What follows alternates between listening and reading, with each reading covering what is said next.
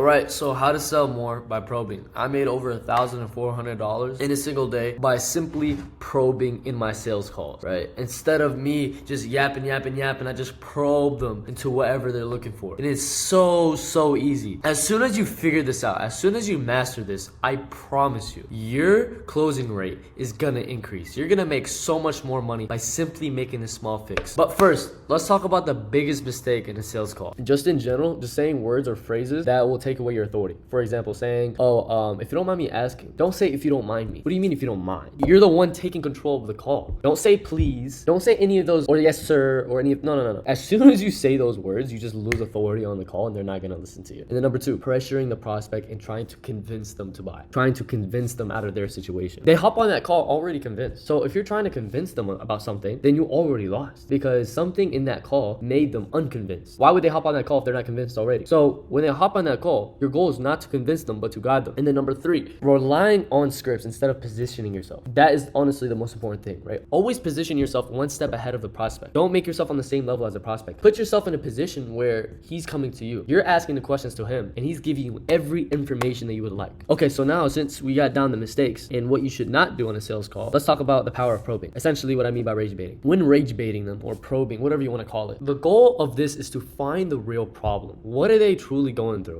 What is it that they're looking for exactly? Because each prospect that joins has a specific thing that they're looking for. Finding the real problem, what it does is it brings out the thoughts and worries because everybody has the thoughts in the back of their head that's stopping them from taking action. So you have to find that and you have to do that with probing or quote unquote rage baiting, right? Because you don't want to fill in the answer for them. For example, for me, right? If I'm going through something or whatever it is and somebody told me exactly what I'm going through, I'm gonna deny it because I'm gonna feel ashamed to prove him right. You know what I mean? Like, you know exactly what I'm talking about. When somebody makes an assumption about you and they're completely right, your instinct is gonna say, no, you're not, you know? It's just an ego thing. Same thing when on a call. That prospect, he's gonna have that ego as well. And then number two, guide the talk, right? Guide the conversation. Make sure the conversation is so clear and it's moving forward, right? You have a clear direction. It's not like you're going this way and then that way and then that way and then that way and then the prospect is just confused. No, we're not doing that, right? And then number three, make sure you get a commitment out of them. When they voice the pain, they're even more ready to fix it. When they say it out loud, it means even more. It's just how it is, right? When you're looking in the mirror and you're saying, I'm going to be a millionaire, I'm going to be a millionaire, I'm going to be a millionaire, it means a lot more rather than thinking about it. You see that? You see how much more power it is by just saying it, by simply saying it. So you have to get it out of them. Even if you know what their current situation is, you have to get it out of them. For example, right, when I was a closer, the setter would tell me everything about the prospect before hopping on that call, right? They would say, okay, he works this, he has this amount of money saved, blah, blah, blah. Okay, cool. But then when I hop on a call with that prospect, I don't act like I know him. I act like I don't know him. I act as if I have no information about him. So that's why I'm getting it out of him, because I know if I just assume this, assume that in my head without vocalizing it, then he's not gonna feel any type of connection with it. Obviously, you wanna treat him as if you do know him, but in a way that you don't as well. Does that make sense? Don't assume anything until you get out of him. Yeah, sure, of course, assume that he needs a mentorship or a program or whatever, or guidance, because that's what you're selling, sure, but you have to get it out of him before you sell it to him. You have to make him admit, yeah, I am looking for guidance before selling it to him, because then the sale is so much easier. So now we know the purpose behind the probing. Now let's talk about some examples. With finding the real problem, right? A good way to ask is, okay, I mean, is it just you not feeling ready yet, or you just don't believe in the program? Okay, so with this, I'm giving him two options. One, I mean, is it just you not feeling ready yet? You know, I'm challenging his ego. Oh, no, I'm definitely ready, but it's just X, Y, and Z. And then you go in depth about that X, Y, and Z. You see how I just got it out of him by probing him, by literally rage baiting him? Okay, now with guiding the talk, right? With the way I do this, I say, I mean, like, even if we do decide to help you, right? I mean, like, what's the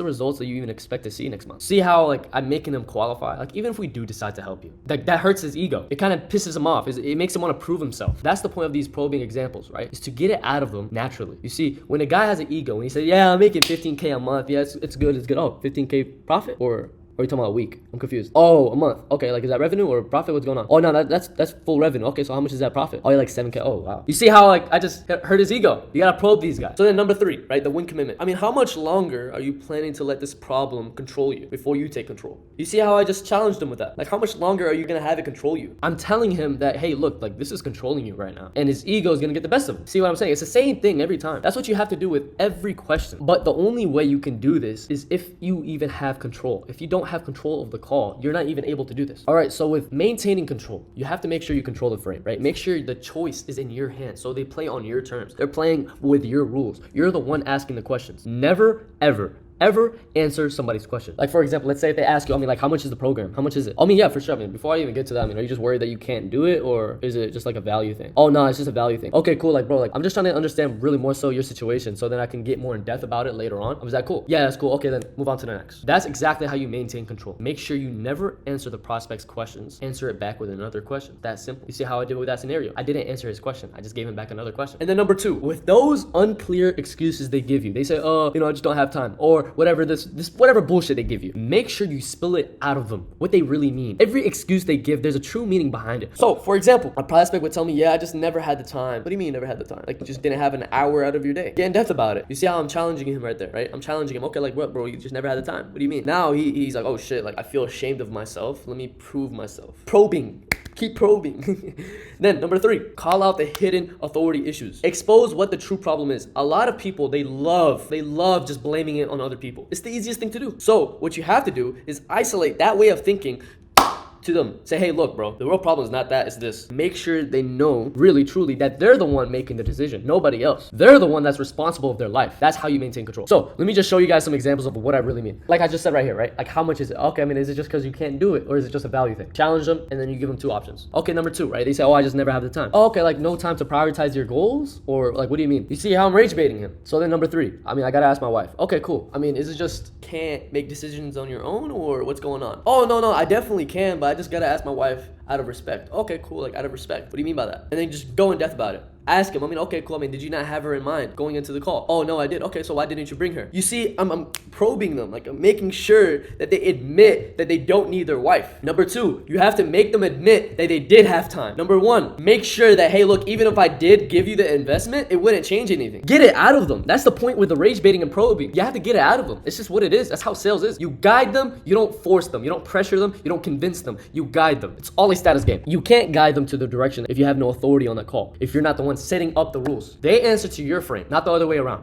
Right? Number 2, you question their excuses. Every time they have some type of excuse, question it, because if you don't, it's gonna be an objection later on. Like, for example, what I was talking about right here, they don't have the time. Okay, like, question that, because then later on, if you don't, they're gonna say, oh yeah, I don't know, I might not have the time for this right now. This may not be a good investment for me right now. You see that? You see how, like, now it's an objection if you don't handle it. Oh, I gotta ask my wife. Okay, now that's an objection later on because you didn't handle that in the beginning. So you question their excuses all the time. Number 3, you don't chase. You're not chasing. Stop trying to chase the sale. Make them lean in, because you're not the one that's needed. You don't need the sale. If you don't get the sale, it's okay. You have 5 other calls. You have other calls to go, because you truly do. When you're a high ticket closer, you have other calls. So stop being so money hungry. They're the ones that need it. You don't need it. And then number 4, you decide what matters. You keep the spotlight on their problem, not the objection. The objection isn't the thing that's preventing them from buying. It's the problem. So fix their problem. Fix their way of thinking, because as soon as you do that, then it just all falls down to, I need to think about it. And that's the easiest objection to handle, because it's pretty simple, right? They just need to think about it. So you need to speed up their thinking.